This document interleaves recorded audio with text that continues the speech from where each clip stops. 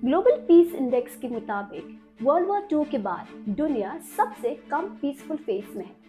50 plus atom arms conflicts चल रही है, साथ ही न्यूक्लियर आर्म ट्रीटीज वीक हो रही है। दोस्तों, 2026 में दुनिया एक ऐसे टर्निंग पॉइंट पे आ चुकी है जहां एक गलत स्टेप, एक गलत स्ट्राइक हमारे वर्ल्ड वॉर 3 के ड्रीम को रियलिटी में कन्वर्ट कर सकते हैं। दोस्तों, अगर हम ध्यान दें तो कोई भी वर्ल्ड वॉर एक दिन में स्टार्ट नहीं हुई थी।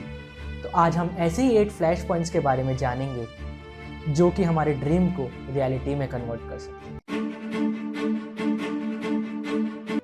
आज ताइवान दुनिया का most dangerous military flash points माना जा रहा है।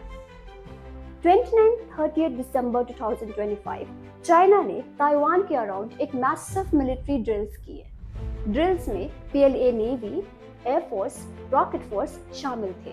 चाइनीज डिफेंस मिनिस्ट्री ने ड्रिल को ब्लॉकेड रेडीनेस ऑपरेशन कहा।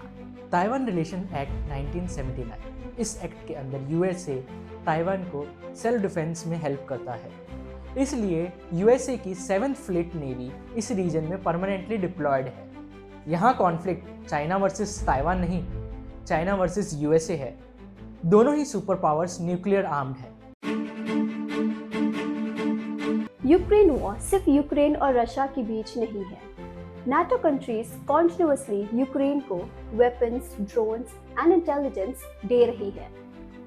New start treaty USA and Russia के बीच एक न्यूक्लियर ट्रीटी है जो फरवरी 2026 में एक्सपायर हो रही है।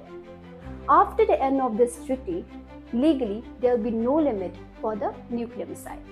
कोल्ड वॉर के बाद for the first time Europe have openly accepted the risk of nuclear miscalculation.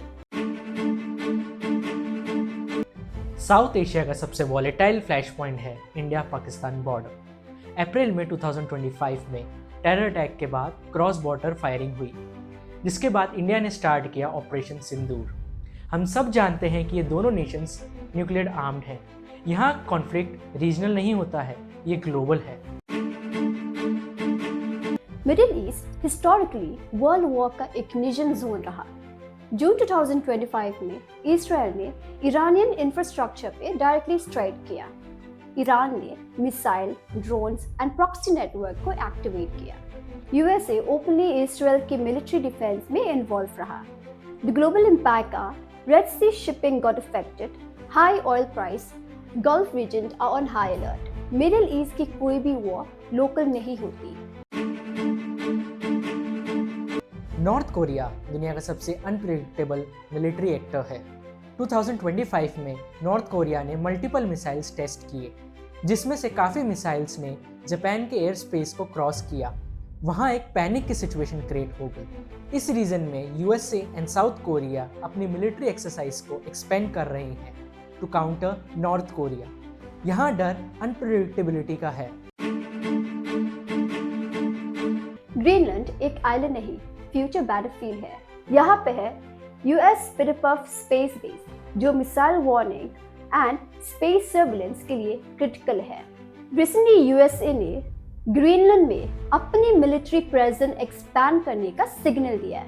Russia is also deploying their submarine in the Arctic region. China खुद को नियर आर्टिक स्टेट बोल के एंट्री ले रहा है। NATO और डेनमार्क ने ग्रीनलैंड की डिफेंस एक्टिविटी बढ़ा दी है।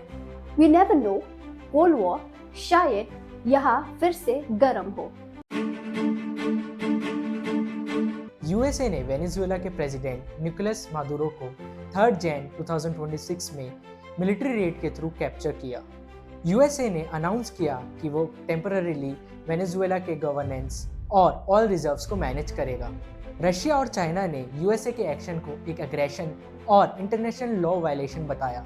ये कॉन्फ्लिक्ट सिर्फ अब एक देश का इशू नहीं रहा, ये दुनिया की सुपर पावर्स के बीच में जियोपॉलिटिकल कन्फ्रंटेशन का सिंबल बन चुका है, जहां ग्लोबल बैलेंस, सॉवरेनिटी और इंटरनेशनल लॉज पे क्वेश्चन उठ रहा है।